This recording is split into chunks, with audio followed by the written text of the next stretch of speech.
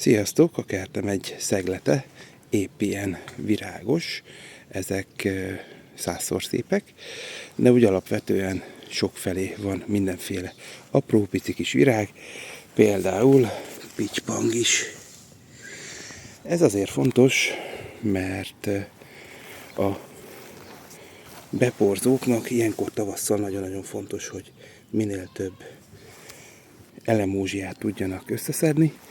Emiatt is úgy döntöttem, hogy idén teljesen máshogy fogom nyírni a füvet. Úgy döntöttem, hogy csatlakozom a Ne nyírd füvet májusba csapathoz, és én se fogom nyírni teljes egészében a füvet a kertbe, csak bizonyos területeket nyírok meg, ösvényeket csinálok a fűbe, és azt fogom használni, meg nagy valószínűséggel a Szofi is, mert nagyon-nagyon szeret a fűbe fetrengeni, és mint valami kis vidra játszik a labdájával. Ezt sose értettem, biztos viszket a háta. Szóval, hát elkezdtem megnyírni, és akkor megmutatom, hogy csinálom. Az igazi ok igazából, ami még inkább erre késztetett, hogy a füvet elkezdjem nem nyírni, az pedig az esőhiány. Itt megint egy kettősség van bennem, mert minél nagyobb a zöld tömeg, annál több víz kell. De minél nagyobb a zöld tömeg, annál nagyobb az árnyéka a talajnak. És minél nagyobb az árnyéka a talajnak, annál jobb a nedv megtartó képessége, a nedvesség megtartó képessége. Szóval én úgy gondoltam, hogy hát kipróbálom idén, hogy fog működni ez a dolog.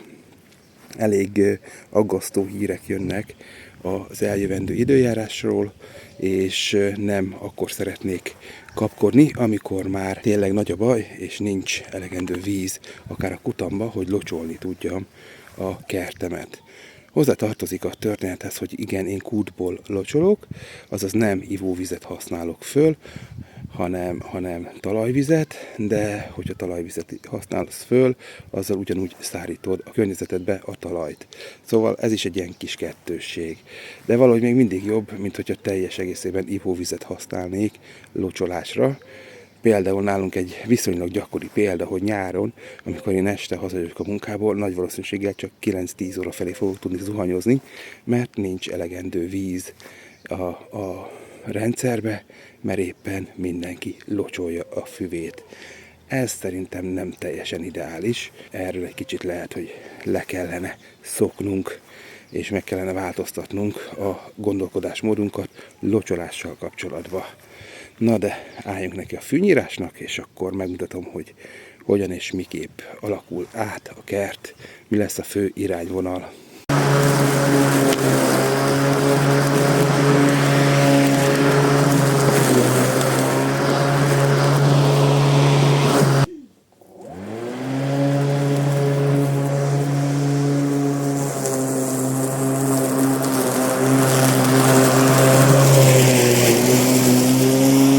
Hát most még annyira nem látszik a különbség a füvek között, de látjátok, itt van egy út, meg itt is van egy út, meg ott középen is van, és mind azt szolgálja, hogy ahol nem nyírom a füvet, ott kevesebb stressz éri a füvet, és nagy valószínűséggel jobban be fogja árnyékolni a talajt.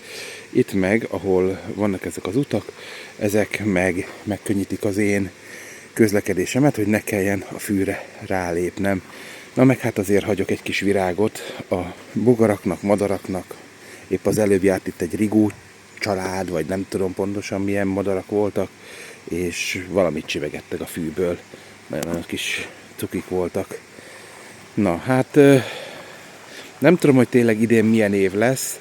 Amit most jósolnak, az nem túl jó. Szóval, ha van lehetőséged, akkor próbáld meg te is csökkenteni a fűnyírást, és próbáljunk egy kicsit a természethez közelebb kerülni, visszább kerülni, és hagyni akár ilyen virágos réteket is a kertünkbe, mint ami nálam van. Vagy éppen ez a sárga virág, ami fogalmam nincs micsoda. A pitypangot azt tudom, de a másikat nem ismerem. 5. Mindenkinek jó kertészkedést, jó egészséget. Sziasztok!